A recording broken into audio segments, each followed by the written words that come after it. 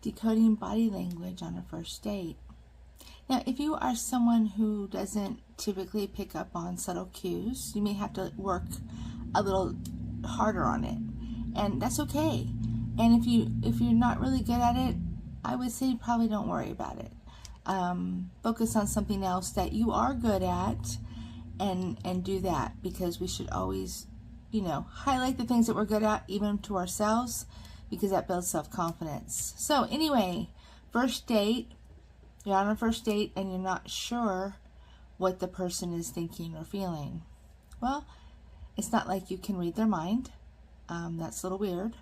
So if you pay attention to their body language, eye contact is great unless it's too much eye contact. Too much eye contact sometimes shows aggression or dominance in some way, and it depends how they're doing it. I can't really give you an example, but if the eye contact makes you feel a little bit uneasy, pay attention to that, and always pay attention to your gut feeling, because your gut feeling is your guardian. Did you know that? Anyway, so eye contact, too much eye contact, like a really intense stare that has no other expression. Yeah, I would be a little bit put off by that personally, because I know what it means, but it can be a sign of dominance or aggression. Okay. Hands. When they're speaking, do they use their hands? If so, that means that they feel more open about communicating with you. Open palms. If they're sitting with open palms or closed palms, or half closed. Open palms typically means trust. And little things, if they're fidgety. Some people are just fidgety. I've learned this. Some people just have their little quirks and they just do little, things, and we're like, what is that? But if it's something other than that, like, subtle, fidgeting with their fingers, or then that's a sign of nervousness or uneasiness. Also, if they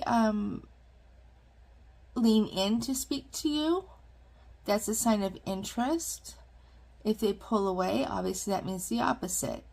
So these little things, if you learn what these things mean, and it's not always 100% accurate, but you also have to trust that instinct in you. What is your voice telling you? What are you feeling? And a lot of people aren't really good at that, and I understand that. I'm good at reading people just by nature, and I can feel people by nature. I don't know. So I feel like I know people sometimes without knowing them. So anyway, but always trust your gut. That is the single most important thing. Trust your gut, and learn to trust your gut feeling. Don't second guess it. Just accept that it's telling you something, and it is, looking out for you. That's your subconscious looking out for you, is what that is. And pay attention to that always. Even regardless of what their body language is saying, pay attention to your gut first. But there's a lot of little things that you can notice about somebody when you're out with them. And these are important to pay attention to, because you know what?